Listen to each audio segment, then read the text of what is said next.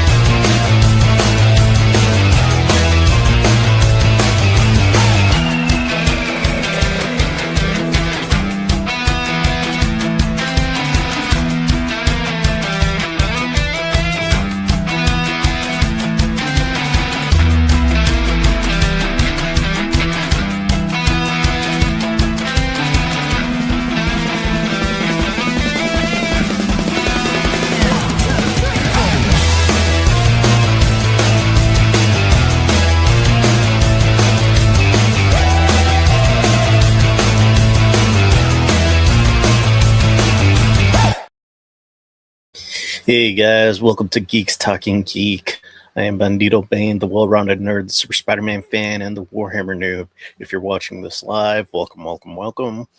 If you are not, then if you are not watching this live, I hope you enjoy the show, no matter what. But before we go on we're going to talk a lot about a bunch of upcoming things. We're going to talk about Transit, Robert Kirkman's answer to X-Men. We're going to talk about Amazing Spider-Man 1000 and the long and painful road it got here to get here. And we're going to talk about the cursed mixtape.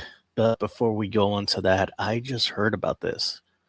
The recent news about Subnautica, and this came out after the big controversy with Strange Worlds and their publisher,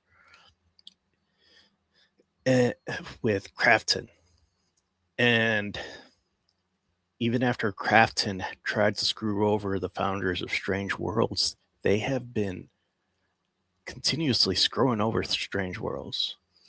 So I don't know if any of you have heard of the Stop Killing Games movement, and it's what the whole thing about preserving video games, even in its online, even after the servers shut down.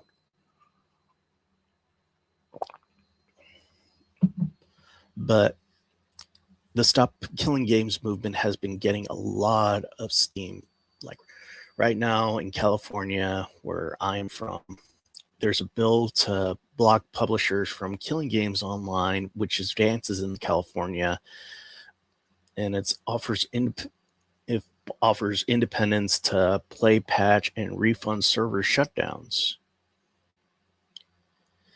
And it's going to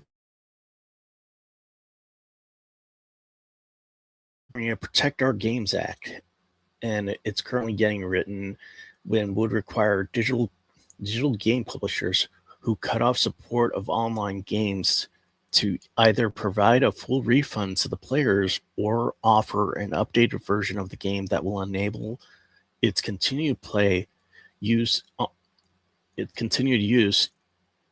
independent of servers controlled by the operator.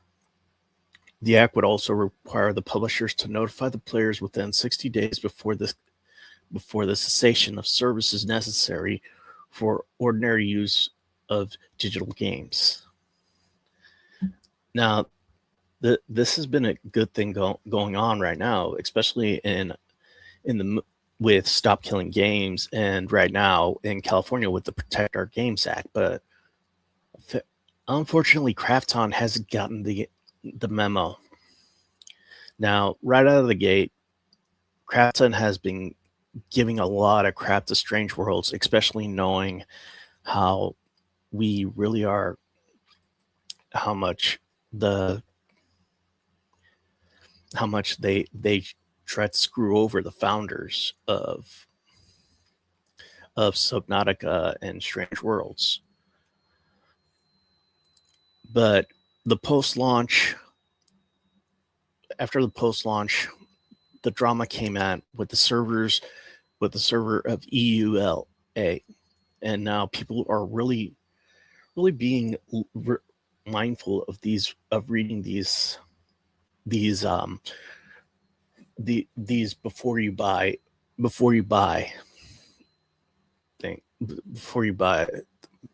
kind of things. All right, so it says here, we're not got. This is from PC Gamer. It says, we now got some post-launch drama to enjoy the curiosity of Subnautica 2. Ridiculously servers of the EULA. Now the EULA, sorry about that, have a weird stipulation, frequently serving as a reminder that we don't technically own our games right now outright. We've just purchased a license. That means, for instance, if you die or try to bequeath your Steam account to another member, you're out of luck. Even with that in mind, there are some wild stuff about the Subnautica 2 EULA, with a bunch of the worst offended collected on Reddit user Sick Poisons on the Stop Killing Games subreddit. So, for instance, by poking fun of the overbearing EULA broad language, it uses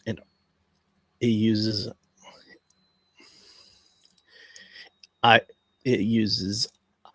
am arguably branching the part of the arrangements that says I cannot harm the reputation of the company or our affiliates, our service provider, or our licensors, or the reputation of the game documentation service.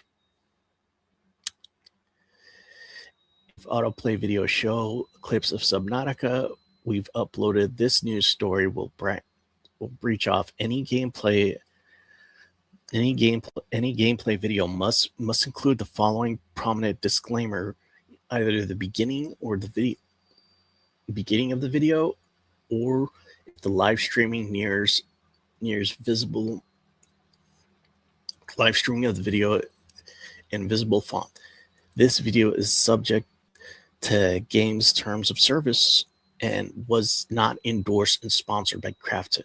We may terminate the limited license guaranteed to you or create a distribution.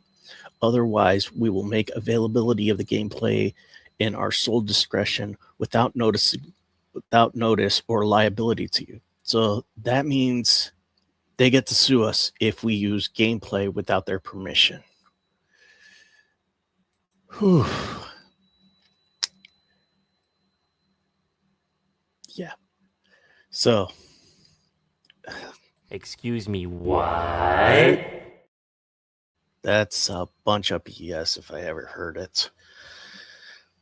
So basically, if anybody uses Subnautica without the permission of Crafton, they are allowed to sue us, even though if we're on our own stream without their permission. Bunch of BS.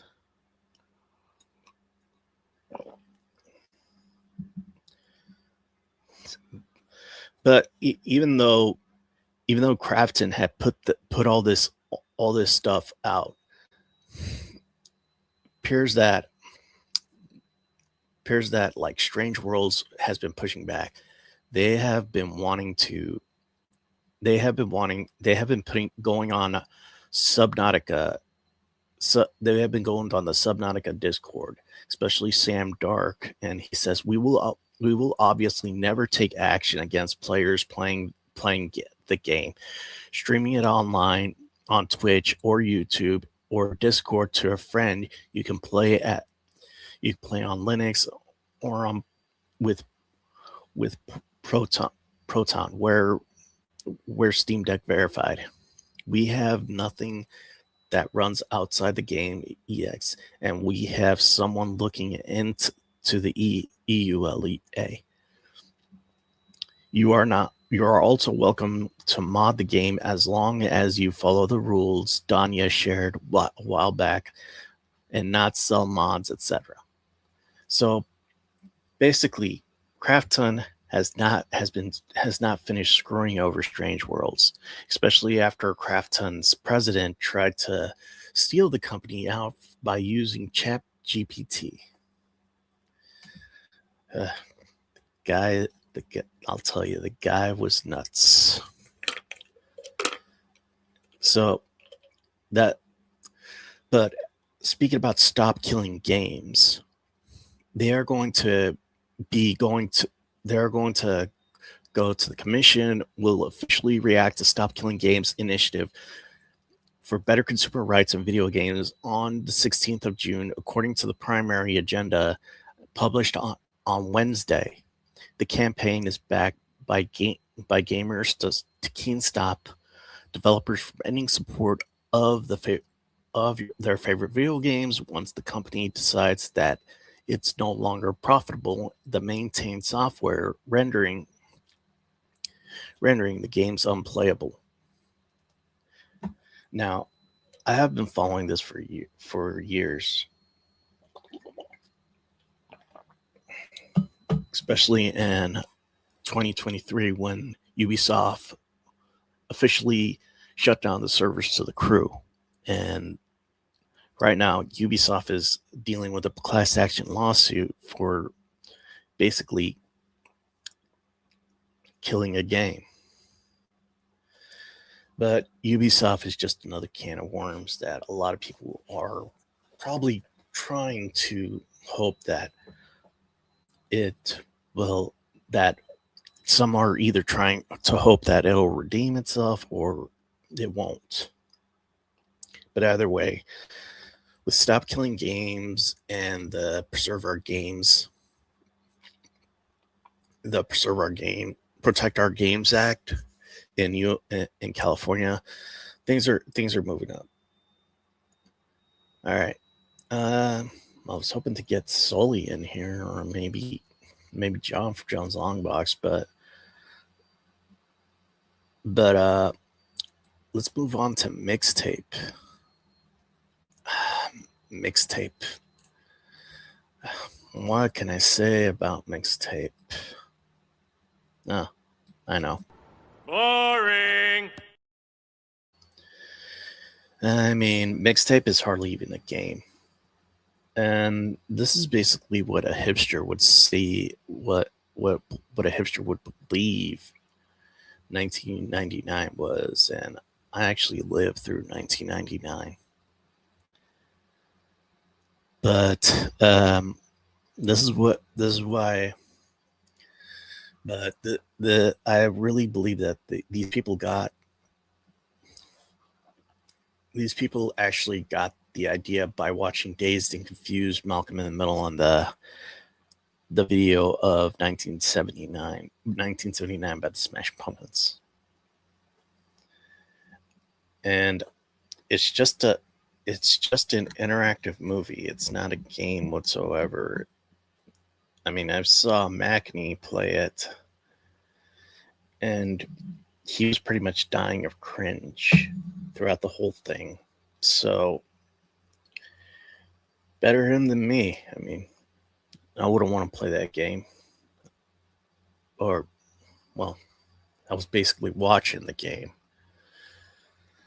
But it's one of the things that it's not one of those interactive games where you can control the actions or the outcome. It's not like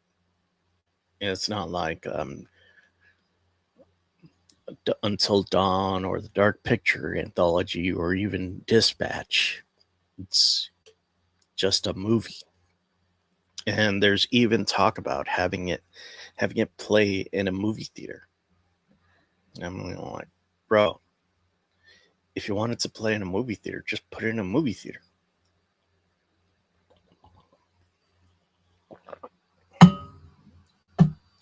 So this is why we're just getting, why mixtape is getting a lot of hate.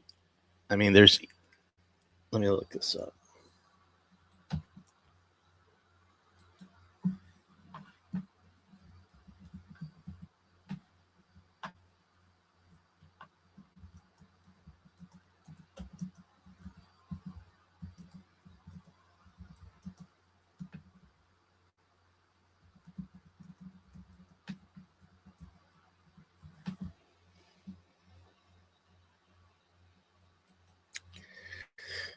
So mixtape has been getting so many publishers, has been getting things like so many reviews like from IGN, Polygon, Kotaku. Everyone has been saying how mixtape is it's game of the year.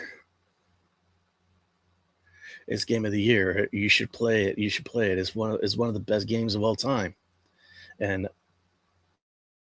no, it's not even a good game. So Ollie Welsh just says mixtape might be too toxic to be game of the year contender. For such a simple proposition, things have gotten awfully complicated.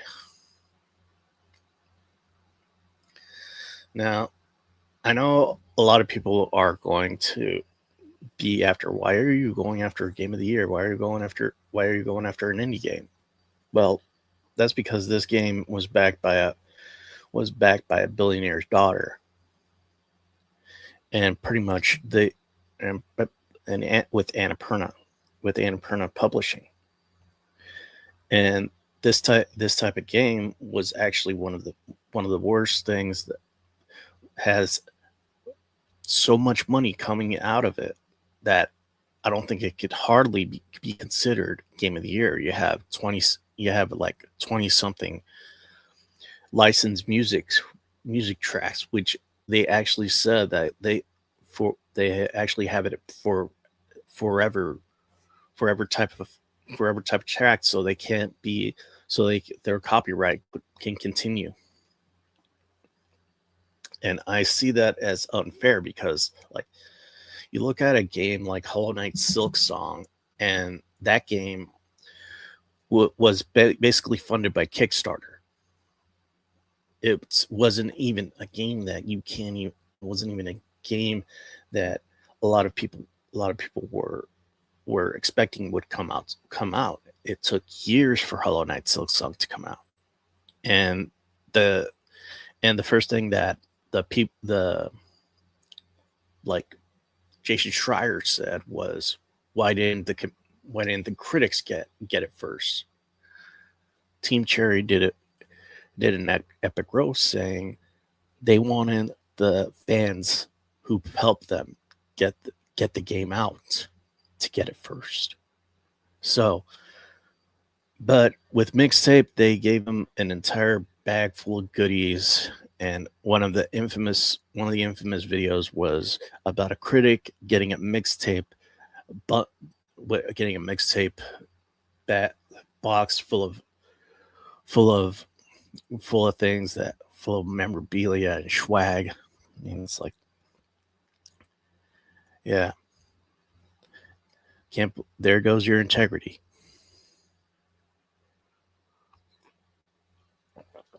And people have been saying how mixtape isn't even a game. And I know Laura Fryer has basically been playing devil's advocate for this. And I know I agree with Laura on a lot of things, but this is a different thing because this is a different thing entirely. I mean, Beethoven and Dinosaur may be an indie studio with 30 people, but it's still they still put like over like, I could tell you one thing, it probably cost more money than Claire Obscura.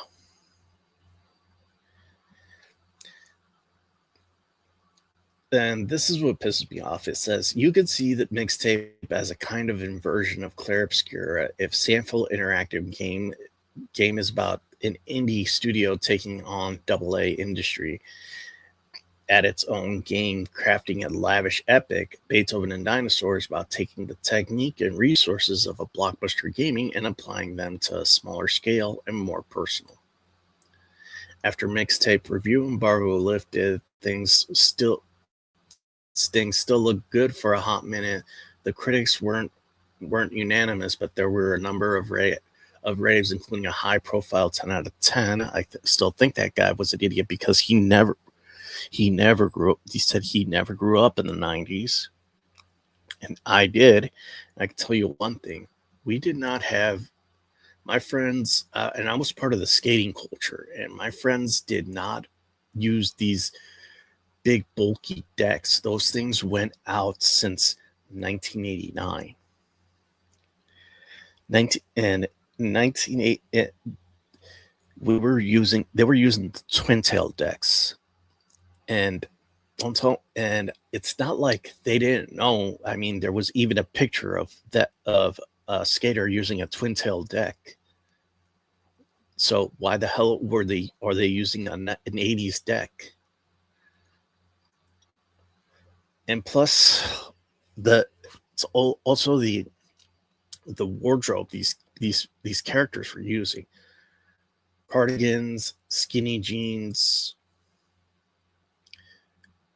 Swear, this is a 1990s style, especially 1999. The style for like skater culture was bag and sag, puka beads. They were taking the tone that surfers, this type of tone that surfers had, especially with board shorts, and especially the board shorts. That's why they call them board shorts. I mean, I would expect at least one of them wearing, at least this guy wearing baggy jeans, not skinny mom jeans.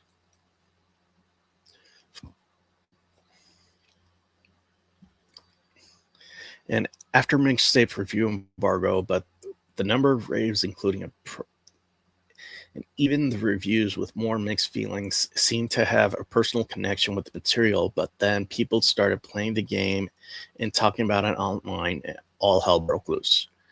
Mixtape Discord is too harebrained and poisoned by trolls. Oh, screw you. Bizarre conspiracy theories and bad faith arguments, and going into details, I would bet the vast majority of the critics and jury members, even those who don't love the game, would reject the premise outright.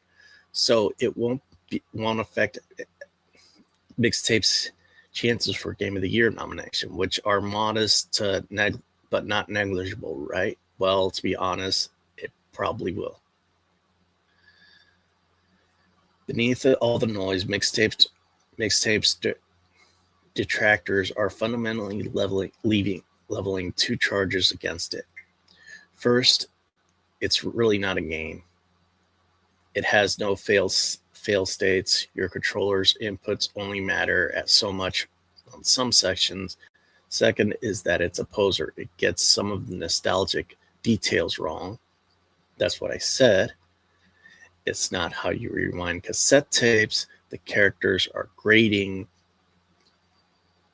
And it was well-financed corporate product masquerading as an indie game. Some of these arguments are similar to the ones are sillier than others. It's not like Clarobscura didn't have a big budget. The publisher's funding too, but together they amount to a single accusation is inauthentic. It's not real. Yeah. No. Clarobscura only had a $10 million budget, and that budget was basically raised by themselves through the publisher and the deal that they had. They didn't have millionaire money backing them, or billionaire money backing them, like Annapurna. So them saying that Mixtape and Clarobscura are basically one and the same is basically a joke.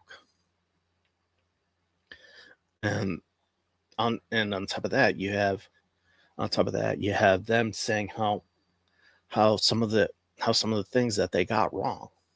And yes, they got a lot of things wrong. They got the skater decks wrong, the wardrobe, the way you use the technology. And I said this. I've said this before. This is what a hipster believes what the 1990s were without even looking at it. They just see a few videos, watch a few sitcoms, steal the plot of another movie,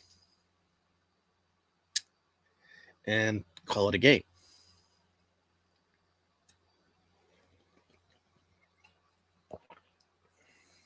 And this really is just one of the things that is really eroding the trust that gamers are having with with projects like with other projects such as other indie developers that are pouring their hearts out to it. Like there's another Annapurna game that I do not think had the budget that Mixtape has, and it's coming out this summer, and I don't think it'll get the same response as Mixtape did. It's called Forever Ago, and it is about a widower who is on one last road trip after his wife died, and he is going to be revisiting, and with it, you as the player help him revisit the sites that he and his wife had visited throughout their time together. And he's going to meet other people, and it's going to be just an old man and his dog going on one last ride.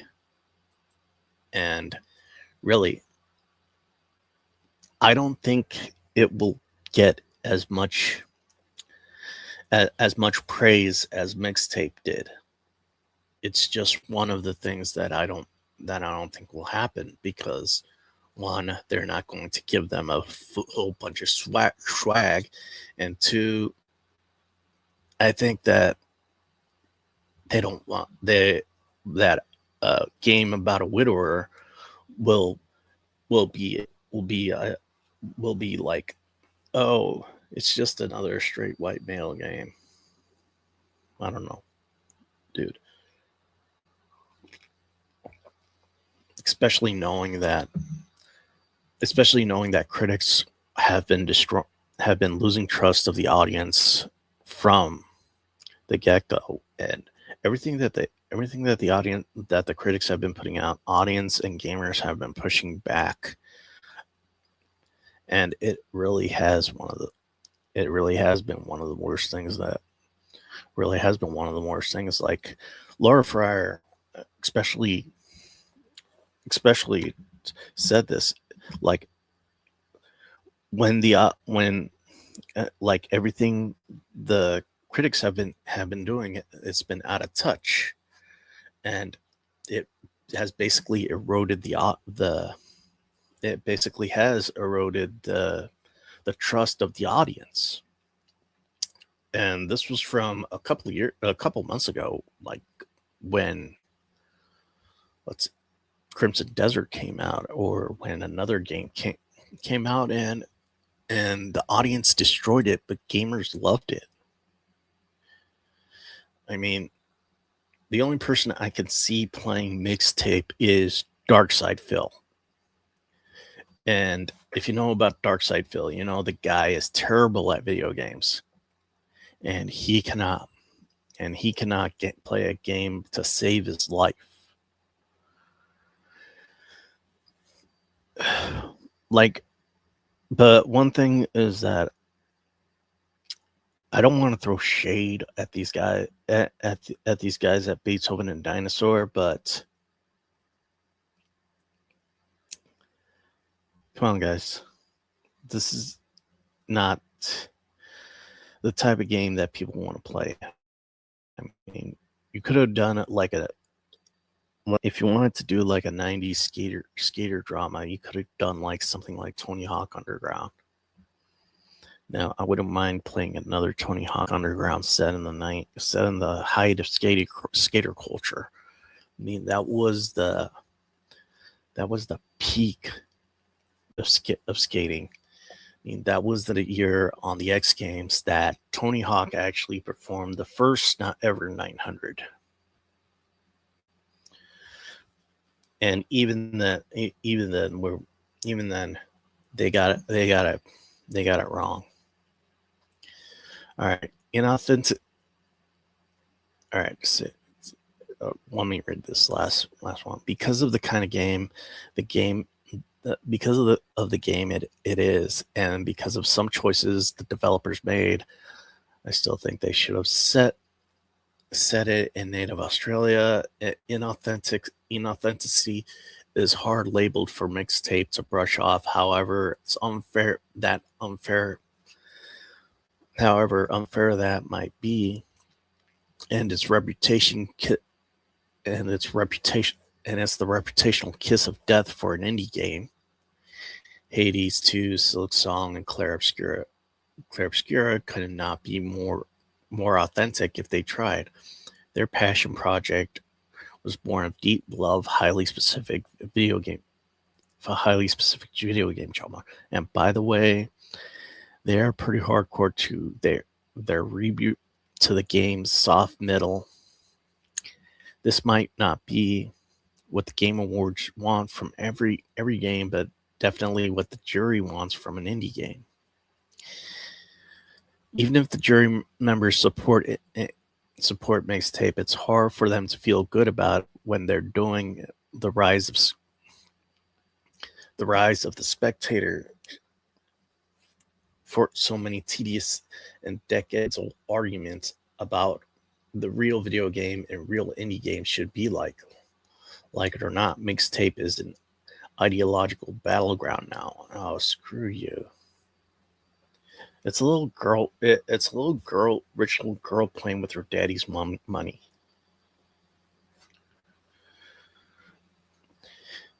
That could work in favor of if critics decide to rally around it. But my guess is that the well is poison, and the jury will find less compromised cause of pure narrative, just like Clair Obscura's to rally behind. All right. So I gotta say a few more things about mixtape.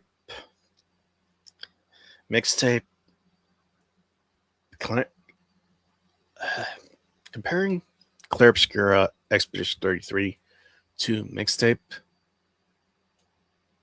bull.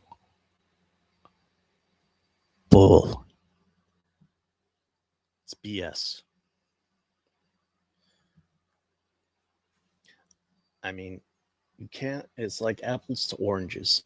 Clair Obscura took years for them to put together. They actually got hired writers who were hired a writer from Reddit. They got their composer from Spotify.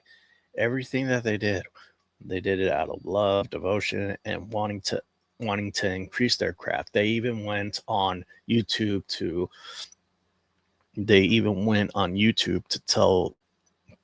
go through tutorials to use Unreal Engine. I mean, I'm not saying that these guys didn't work hard to make the game to make the game look like it was the same type of filter you would see on Spider-Man Across the Spider-Verse. But then, I mean, come on. This isn't even a game. I mean, you could argue the same thing with Dispatch or Detroit Become Human, but those things actually had game interactives. You chose the endings. Even Directive 8020. I know a lot of people are hating it because the uncanny valley with the type of face models that they use, but that is still a game.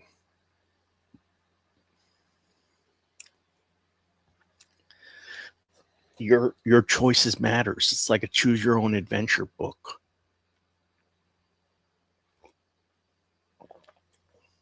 This isn't even a movie.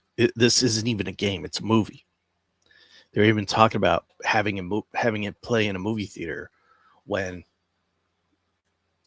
having it play in a movie theater, which actually is going to have people look at it. It's just a movie. That's it. Plain and simple. It's just a movie.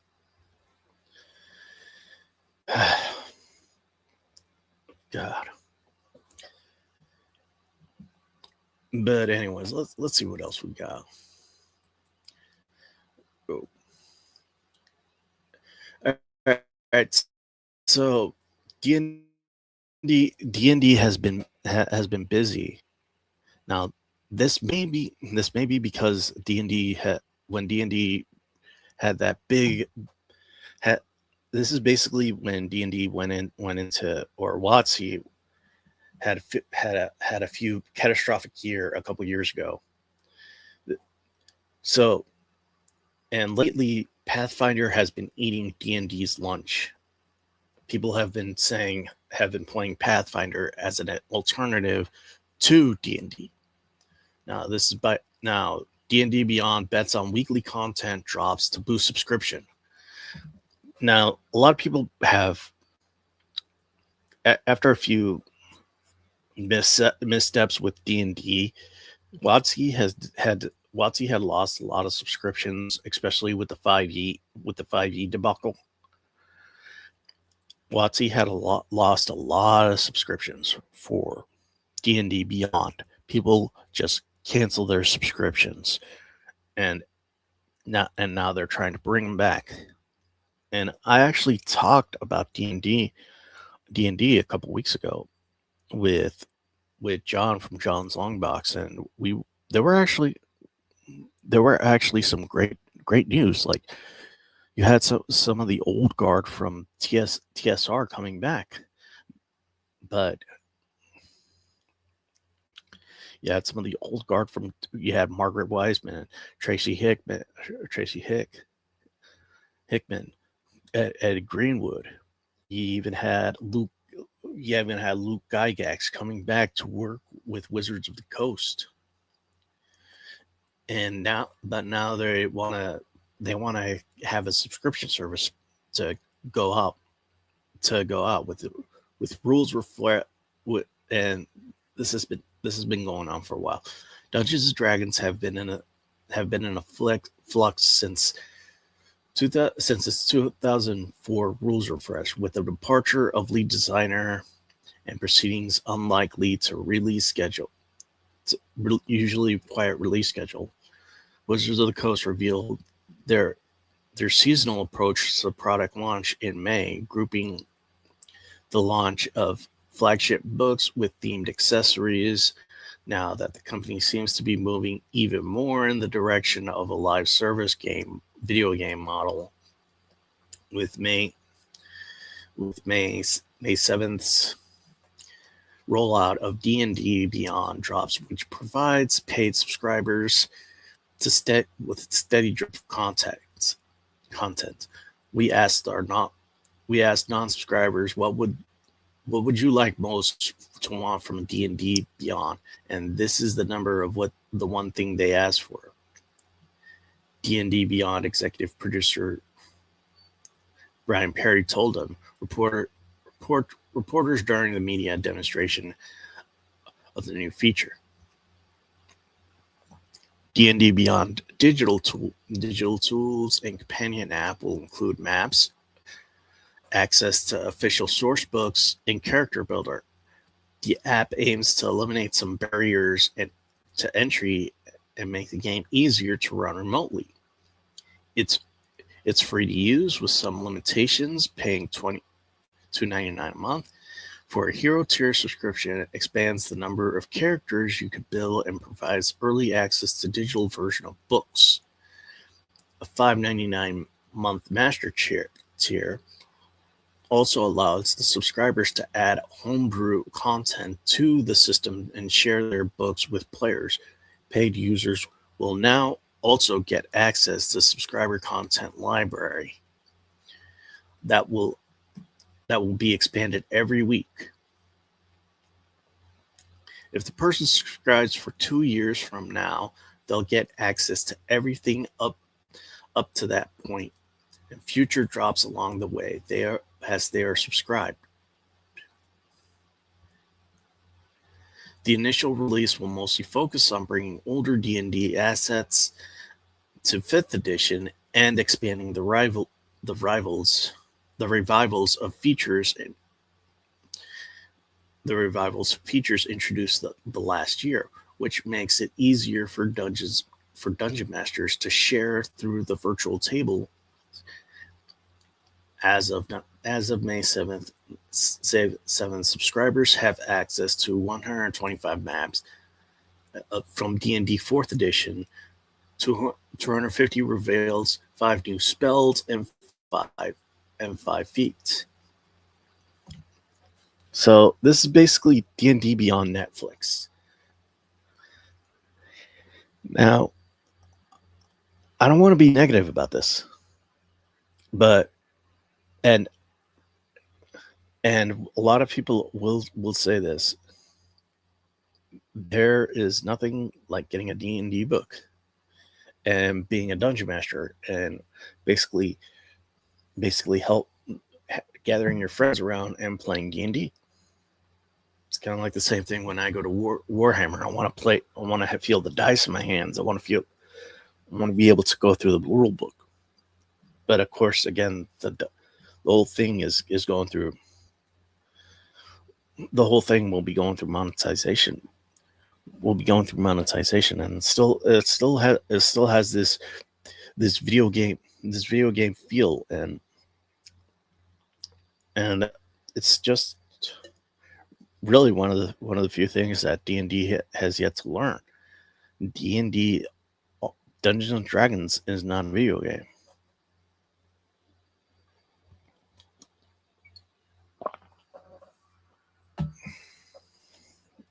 It is basically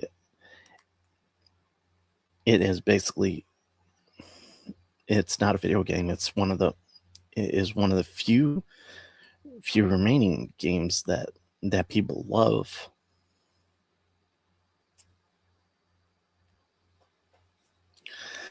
That people love. They grew up playing around, shooting the shit.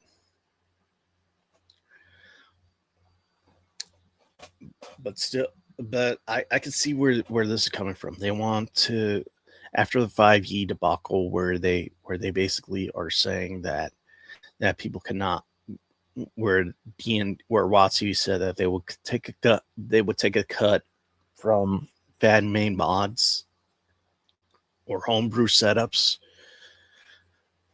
if they decide to use their type of, if they decide to use their rule set. And this is how, Cobalt Press basically said, come on over. We won't take money out of you. You just have to pay us to use our rule set. So this is a few things that have been going on. D&D is struggling right now.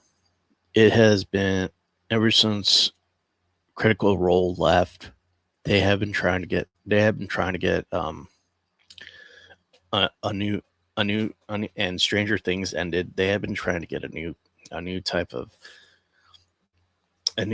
audience in there, but they have been telling the old audience to go punch rocks. And this has really been very frustrating for D&D fans and other people who have been fans for years.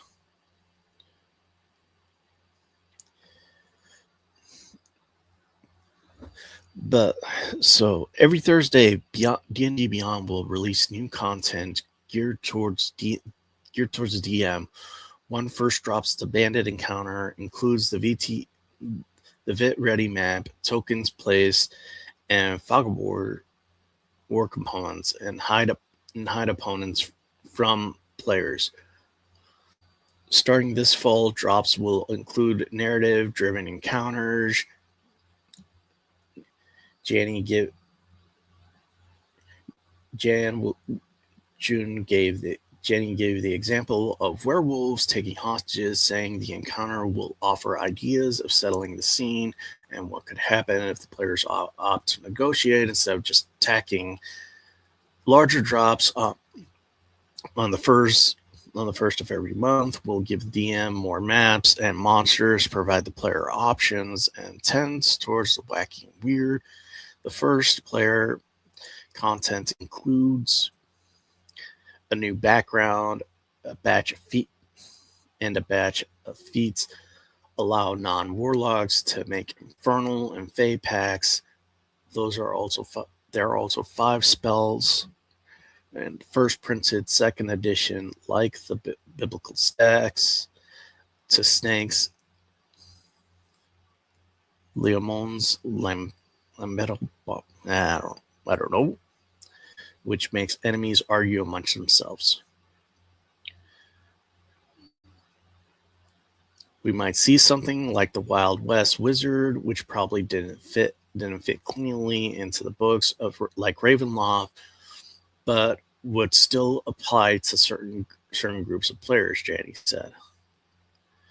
The drops won't follow Wizard's Ledger seasonal themes, providing something like counter-programming if your group isn't excited about horror, or the June release of Ravenloft, The Horror Within. Monthly surveys will ask subscribers to rate the new content so that the designers can tailor the future release of D&D Beyond and imported content like the Crooked Moon, the Helena Guide to Monster Hunting, and lately there could be more that the future drops. Okay, so something to unpack on that. D&D looks like WotC is doing a lot. One of the things that a lot of gaming developers have forgotten: ask your fan base. Your customers are the ones that are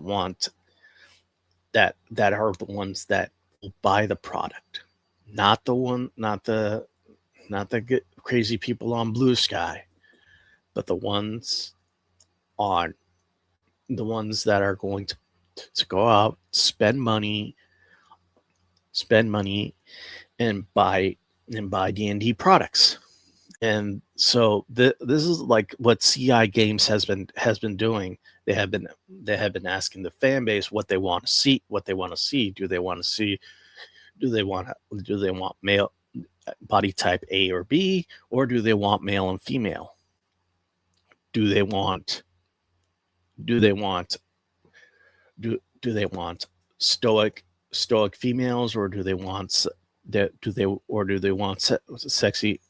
do they want sexy costumes? This has been going on with CI Games, and CI Games has been asking the question of what does the fan base want, and we will give it to you. So this actually is basically a good idea.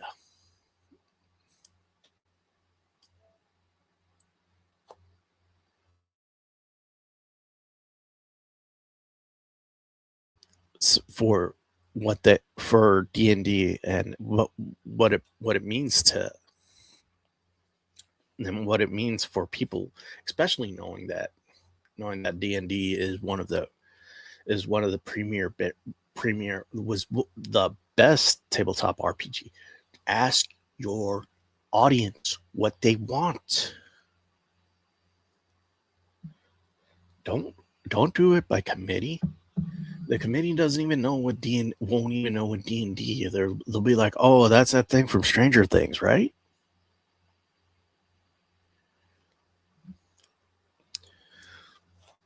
But it's like one of the few things that people want to continue watching. They will actually want to listen to their customers now. if they want to spend their money. All right, give the content will add up fast. D&D Beyond team will improve searchability. Subscribers will be able to view what is sorted by month and can browse encounters, maps by use of cases such as dungeons, taverns, wilderness. DMs who want to review new player options before using them in their game will have the new options to turn off subscriber content in the character creator for their campaign.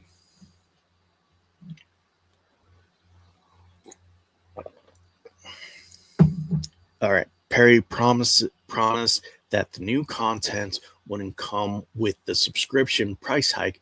Good.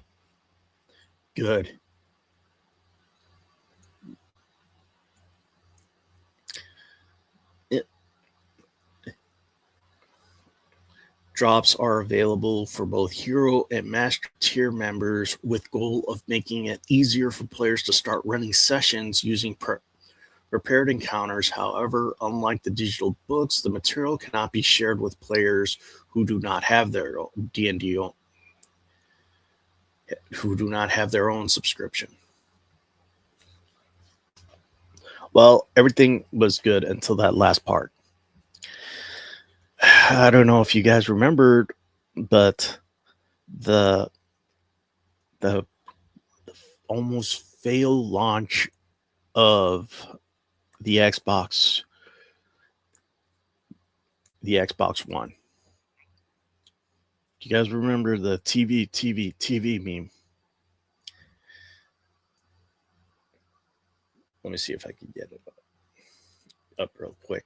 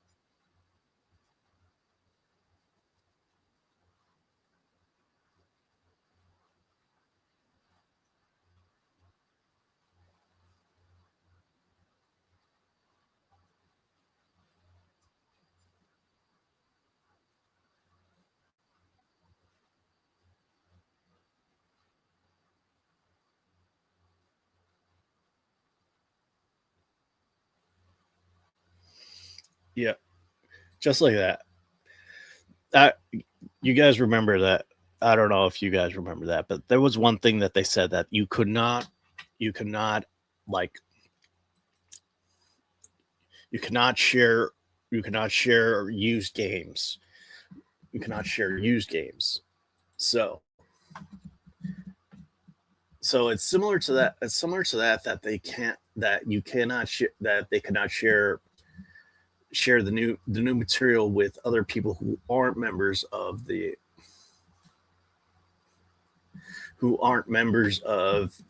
Beyond.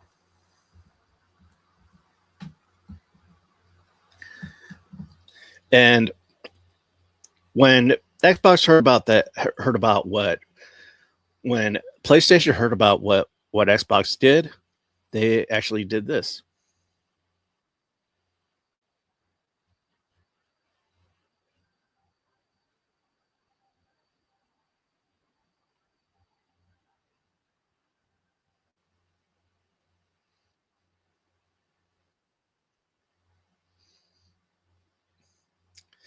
So yeah, one of the things I could say is that thank God printers exist, because you could print these things out, or you could file and share them on Discord, on Discord, on Discord, so you could share with your own with your own players, even if it doesn't have, if they don't have a D&D Beyond subscription. But that's all I got to say about this. I just hope that this D&D new D&D subscription helps with their marketing, because right now D&D has been losing a lot of customers because of their inability to move to new people, getting a new audience. I mean, the 5e launch came out like a wet fart, and and it just passed. All right, before we move on to the comic book section. Looks like I'm going to be the only guy here. I gotta going to be right back. Get a little bit of water. We're going to go on a 5-minute break right now.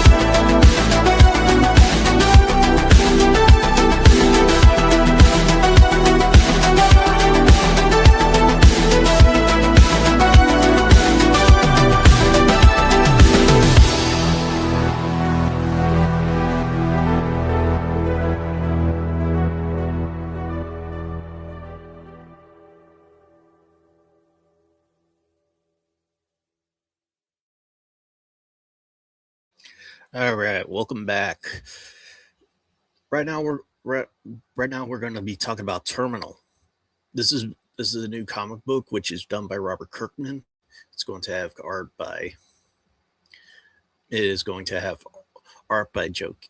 It's going to be written by Kirkman and Joe Casey. It's going to have art by Andy Kubert and Dave McCray. Wow, they got a really all-star cast right there. Let's see, what did he work? Oh yeah, he had one. So this is going to be This is basically going to be one Kirkman's newest version of. This is basically going to be Skybound's answer to X-Men, and right now and with Kirkman, who has been doing the new Transformers, the new Transformers and everything, and other things like Mask, the upcoming Mask series, and other things. He is also going to be doing a new version of a new superhero world, similar to what he did when he made Invincible. So it says here, the must-read superhero series of the year from the dream team of Robert Kirkman, Joe Casey, Andy Kubert, David Finch, and Arthur Adams. There is a secret war being waged across the world by two violent forces with superhuman abilities who blur the lines between good and evil. When Marlene Howe searches for her missing sister, Alessandra, puts her in the center of this conflict, she will learn that the power to save the world comes from unlocking your genetic code and giving up everything you thought you knew about yourself. If you survive the experience, perfect for fans of Invincible and X-Men, nothing can prepare you for the most violent, unpredictable superhero series of the year. So basically, this is Invincible meets X-Men, and the covers actually look really amazing. These covers, the variant arts, the character designs are just so bold and italic. This one looks awesome, actually. This one looks awesome, actually. It reminds me of early 90s Image Comics, which actually gives me a lot of hope with what is with this series. And hopefully it'll get a lot more better. It'll get better, and it isn't a flash in the pan like so many other books. No. This one actually looks really good. I actually like this guy right here. And this guy actually reminds me of excuse me. This guy actually reminds me of something from a bad horror movie I watched. Of course, we have another variant, close-ups.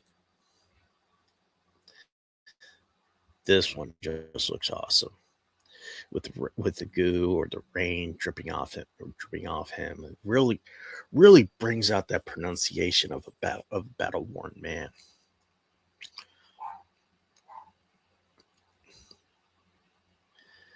So we got some internal variants. Yeah, wow. That one is really good. The type of colors that they use for the saturation and the reflection of the lightning on some of the parts of her suit, the way the lighting is giving her in the shadows, really good.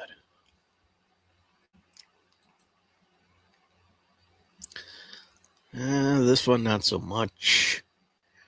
I mean, I could see it. This one not so much. It looks good, but it just looks too generic for for an incentive cover.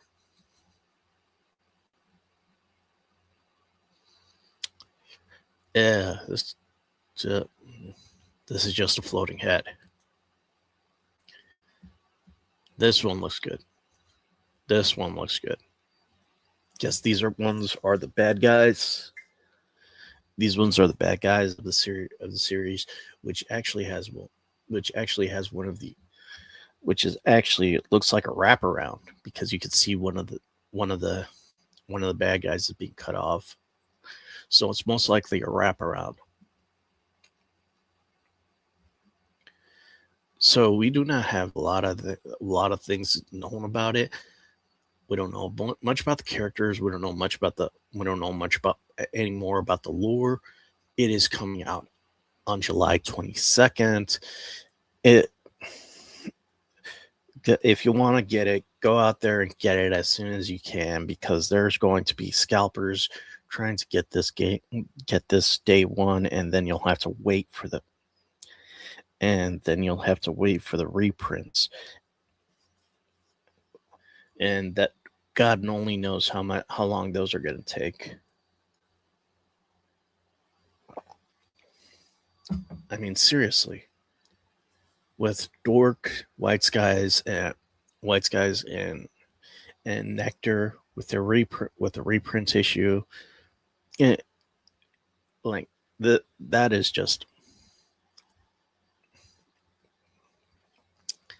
that's just nuts. But these are all the covers that will be coming out. I'll most likely try to get this one.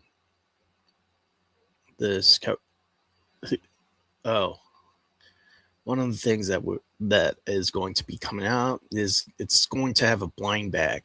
This also is going to have blind bag variants. So I don't know if you like the blind bags or if you don't like the blind bags. It's still going to affect what you want. You're still going to get the cover. You're still going to get the comic. You're still going to enjoy the story.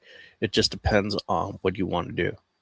Do you want to get the blind bag, get it graded, have it in a plastic, in a thick plastic thing for the rest of the time, and you won't be able to read it? Or do you want to get it with bag board, put it in a long box and be able to read it whenever you want? It's just your choice. But still, if this looks as good as it, if the story is as good as it is right now, as it looks, with the character design and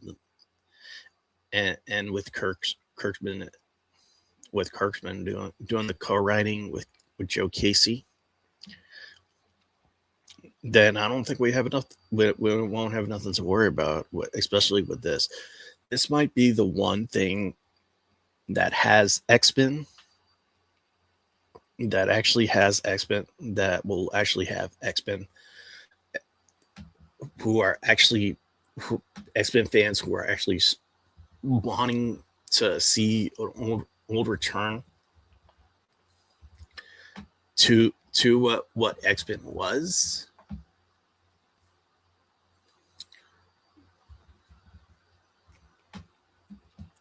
Because let's face it, the one thing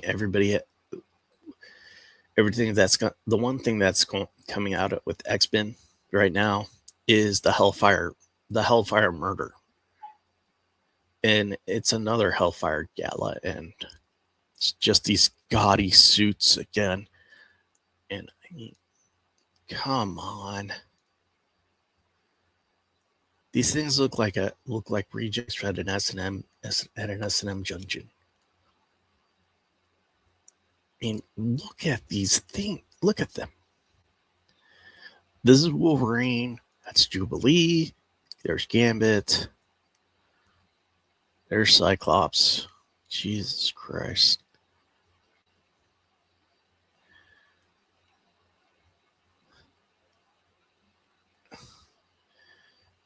It is just terrible.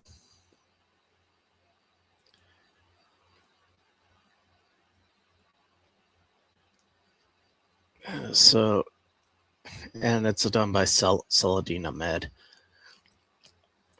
Saladin Ahmed has really has nothing against the guy, but his Daredevil run was terrible. I mean, Stephanie Phillips had actually brought Daredevil back, and it's just the series is just better now with her taking the reins. I mean, gee, damn. I mean, can they look even goofier? Jesus, I don't even think a cosplayer would want to dress like this.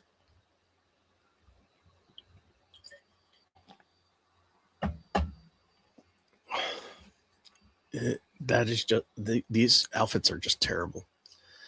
But going back to Terminal, this is going to be. I could see a lot of things going on. I can see a lot of good coming out of this book.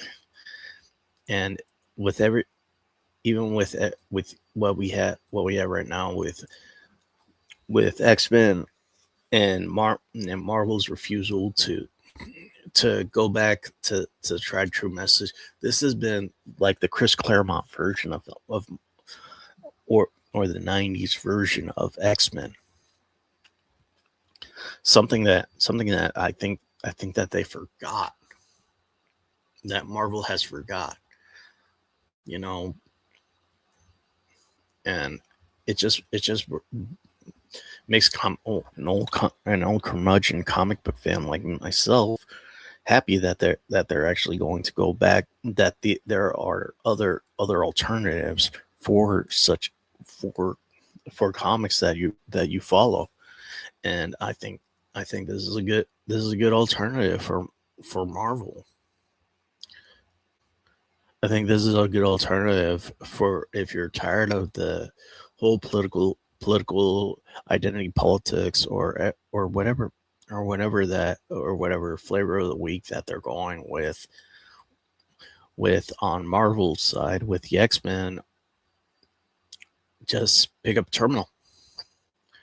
Terminal looks like an awesome book. Looks like it's going to be full of action. And like I said, if you want the blind bag, pick up the blind bag. If you want another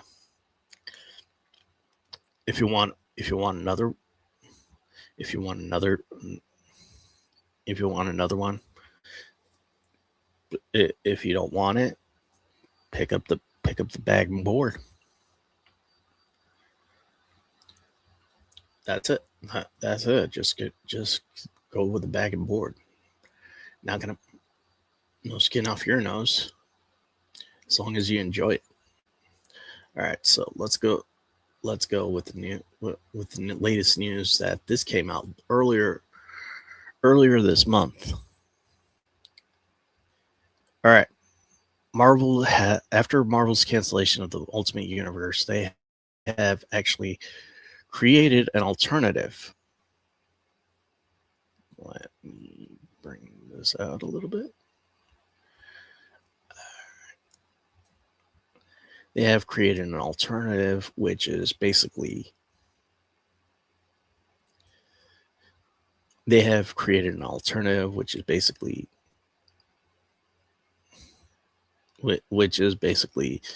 Marvel Midnight. And at first, there was a teaser of what Midnight was.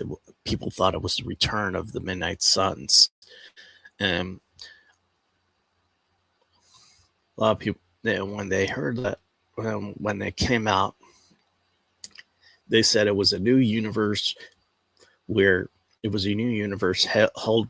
held by Jonathan Hickman,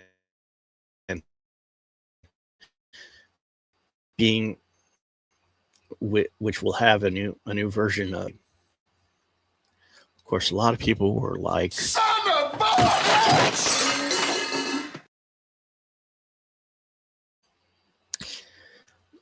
But when you look at the lineup, you read through it. You got Jonathan Hickman ushers one of the most beloved eras of mutant history.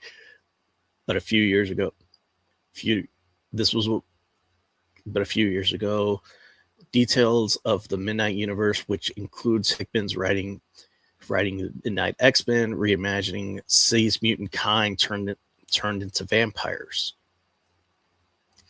Basically, the rumors are doing an absolute horror line are true. So this is basically Marvel's answer to DC's Absolute Universe. So they basically canceled the Ultimate Universe, Hickman was mad. He basically, him and his team basically set it up so it could be continued with other writers and other teams. But Marvel wants to go with a new version of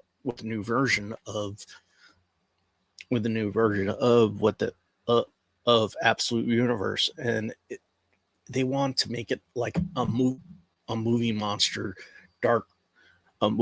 universal movie monster thing. So here we go. From the original New Universe to Ultimate Universes, Marvel has a long-going history of creating inspiring, bold worlds filled with unforgettable characters, fresh ideas that feel not yet recognizable at the same time. Marvel editor-in-chief C.B. Cebulski explained. With the new Midnight line, we've given some of our most outstanding creators an opportunity to delve into the darkest corners of their imagination and birth some of the creepiest, most terrifying takes on Marvel universes you've ever seen. According to Hickman, the mutants will find different emperors, and factions of the Midnight continuity. I'm so enthusiastic about this project. It's the most excited I've ever been in years, the writer said as his concept. The contents of the Midnight's X-Men align perfectly with the kind of stories I'd like to tell. It has rich, open-ended mythology and is equally mixed with old and new ideas, something that feels both original and familiar. So, the X-Men are going to be vampires. They're being reimagined as vampires. And the marketing makes it seem they picked a perfect month for the marketing, because it is going to be the Halloween season. X-Men's going to come out. X-Men going to come out in August, which is when Universal starts their Halloween Horror Nights events. Fantastic Four by Benjamin Percy and Kev Walker. Kev Walker is going to be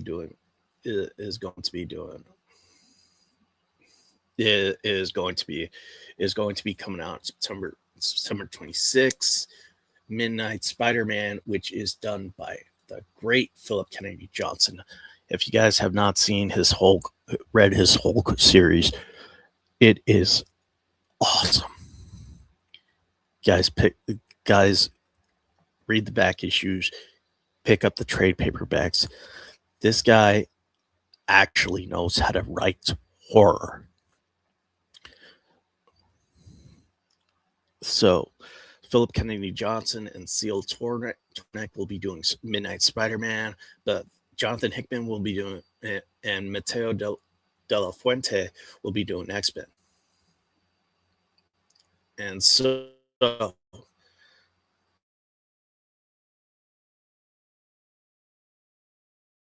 Fuente, other titles will have the creative in the Midnight. It will include Midnight Fantastic Four, written by Benjamin Percy and artist Ken Walker. Midnight Spider-Man will have writer Philip Kennedy Johnson and Sek Tornek. The former will see the first family warped in a strange, horrifying way, while the latter will be seemingly inspired by at least in part of Webb the web slinger's man spider form. When reimagined, the other versions of the previous of a terrifying poison universe, my mind immediately went to Fantastic Four. This is a title I have always loved, but would never be allowed to write otherwise. Percy said of the Fantastic Four. Now I could lean into the worst instincts, imagine their story as one of the cosmic Lovecraftian dread. I am joined in this by visionary Kev Walker, who is hard at work bringing the new origin of the story for Marvel's first family to screaming life. I can't wait to share our nightmares with you. So, with X-Men, where we have vampires, and with Fantastic Four, they are getting their powers from the Cthulhu dimension instead of getting cosmic rays or getting it from the negative zone, like they do with, and like they either did it in the 616 universe or they got it in the Ultimate universe. The whole thing with Fantastic Four is that they're going to get it from the Cthulhu mythos, and I am wondering how that is going to look, especially if you're going to involve things like the deep ones, like my shirt. My sister got me this at the Cthulhu convention. So Lovecraft is one of my favorite pulp writers of all time, along with Robert E. Howard. So if you're, one of the things is that how is a scientist like Reed going to be looking at what the elder gods are?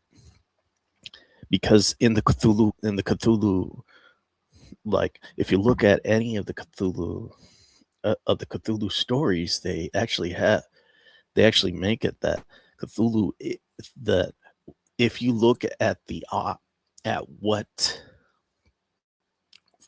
people, if the elder gods look at what people are, they're just insects, little tiny specks of dust that they wouldn't even have a second look at. It's just one of the things that you cannot look away. And when people realize what is going on, they become insane. And what is this going to do with someone like Reed or someone like Johnny or even someone like Sue or Ben, the forever optimistic thing? I mean, everything.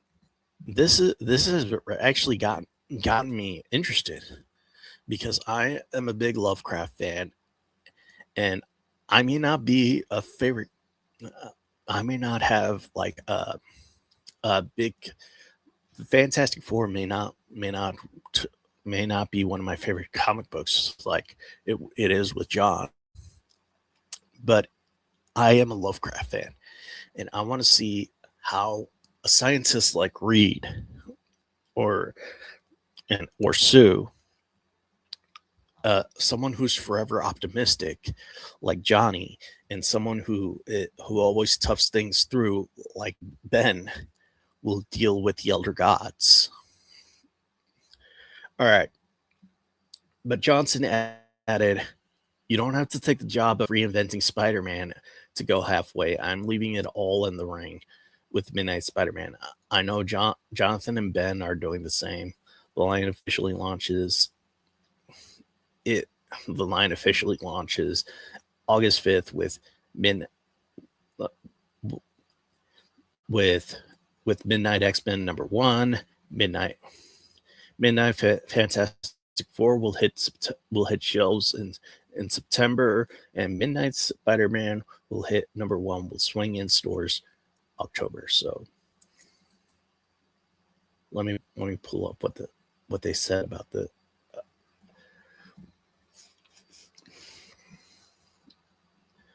what we can expect from what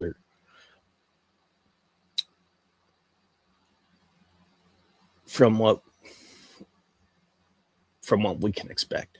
All right. The clock strikes midnight. And it's the dark dawn of a new era, beginning with Midnight X-Men. The shadows of New York City are stalked by vampires and mutant empires. The swords of Damocles hangs over the peace between these two species and the factions within them. An outright war is brewing, and the unwanted will be caught up on the crossfire, or the unturned will be crossed up in the crossfire. All right. So there's two species right now that are going to be fighting. So the vampires and the empires. So it's basically, what if Blade was a mutant?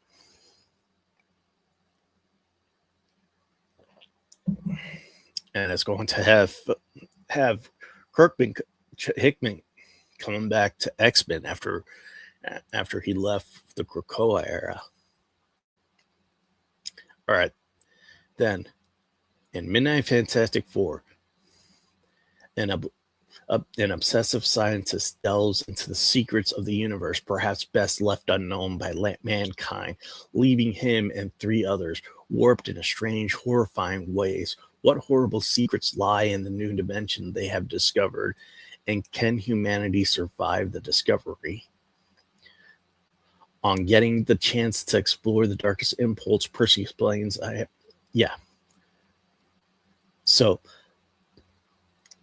So yeah, the Cthulhu mythos with the Fantastic Four, I gotta say, is a good mix. And this one, and finally, we got Midnight Spider-Man. A young Peter Parker is transformed into a hideous spider hybrid by the ruthless Oscorp Corporation, and in their pursuit of eternal life, when Oscorp begins to use secrets, the secret unlocked by their mutation to create more animal-human hybrids, Peter embraces this grotesque new form to stop them. So Peter this is going to be another Man Spider series, and around this one is going to be the horrors of the genetic mutation. It's gonna, but I don't know about this one. I'm gonna have to. I like Philip Kennedy Johnson's work with the Hulk. I know he's a good horror writer. I know he can deliver. But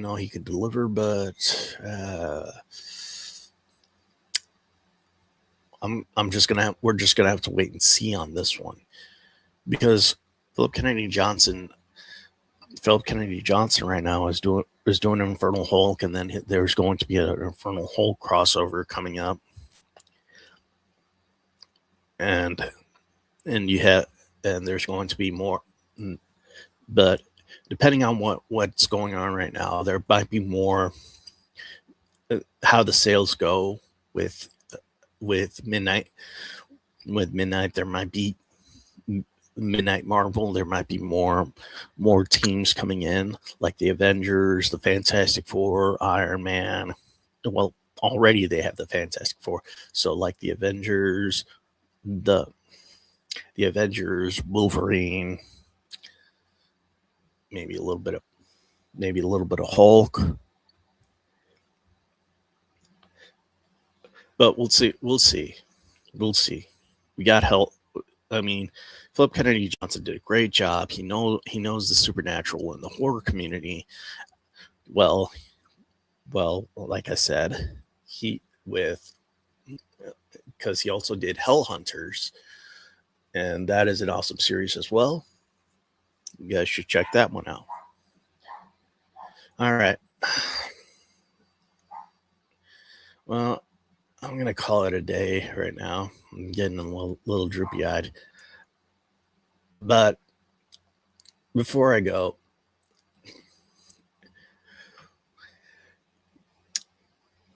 What do you think is going to be the main selling point for the new Spider-Man? This milestone of Spider-Man. This John Romita Jr. looks great. Art looks great.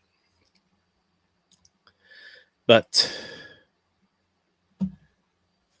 one of the things that, what do you think that they'll do? And it's a quick question. Do you think they will, I don't know, maybe undo one more day? Do you think they will go back to a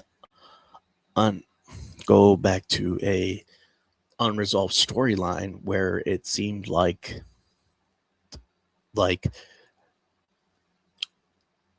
Norman Osborn kidnapped Mary Jane and Peter's daughter and made it look like a miscarriage? Do you think Aunt May will die? It's neither. It's neither. Right now they're focusing on this. Right now they're focusing on the secrets of Uncle Ben and most likely his illegitimate son, a character that was just introduced a few weeks ago during the Death Spiral arc. And now he was brought back in. So Spider-Man faces his greatest fear and his most frightening new villain in decades. Who is this Ravage, and how will his history shattering power force Spider-Man to question his very legacy? It's one of Spider-Man's most personal battles to date, one that will shape the path of the next 1,000 issues. So they're going to be focusing on Peter's past again. I swear, Joe Kelly has been focusing too much on the past for Peter. All right, so but a lot of things that have been brought up is that Joe Kelly is a Peter and MJ shipper, but it seems like editorial wants to bring back the original Gwen Stacy. Let her rest. We have Spider-Gwen for that. And especially with Spider-Gwen, with Peter and Spider-Gwen going to be throwing hands on Amazing Spider-Man 999. But it's like, but with one of the things that's going on right now, Al Ewing is going to be writing Queen in Black, which Peter's going to be in there as well with MJ, the Fantastic Four, Venom, Eddie Brock, and hopefully things it's a lot better than this one is a lot better than Death Spiral, because that one just felt like it was going on and on and on and on.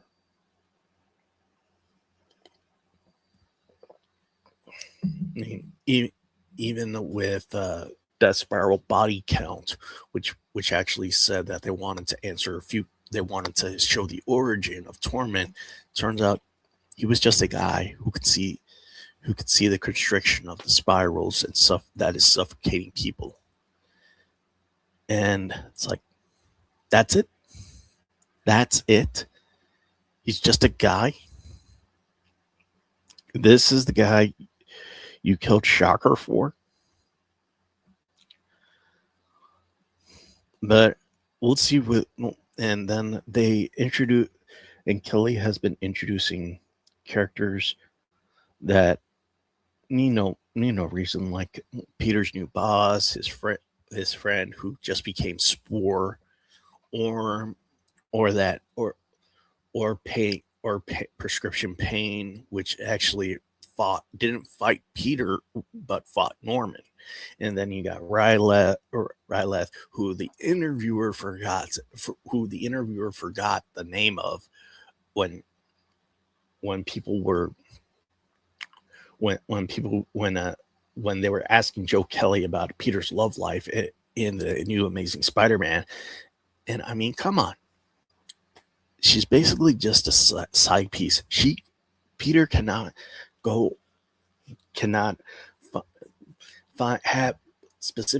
have a future with her. She's going to stay in Peter's apartment and be lonely, and then she's willing to leave Peter to go back to space. Then you got Hellgate, and then Shay was just written off. Hell, it's with everything that's been going on, and of course, it's like they said that one of the things that they do is Spider-Man with Tom of Ward is that people who hate the line that the direction that Spider-Man is going in, that it leads to engagement. I just gotta say this. You sure about that? You sure about that? You sure about that? But anyways, that's all I got for you guys today. Thanks a lot for tuning in with me. I hope you guys enjoy your Memorial Day weekend. Try not to eat too many hot dogs. Try to enjoy your days off. And remember, keep playing, and God bless.